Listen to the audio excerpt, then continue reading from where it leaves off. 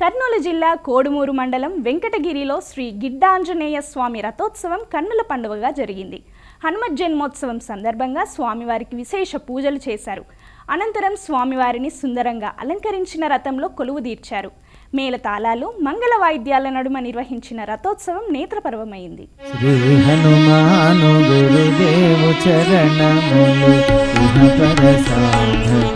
శరణములు బుద్ధిహీనతను కలిగిన తనువులు బుద్బుదములని తెలుపు సత్యములు శ్రీ హనుమాను గురుదేవు చరణ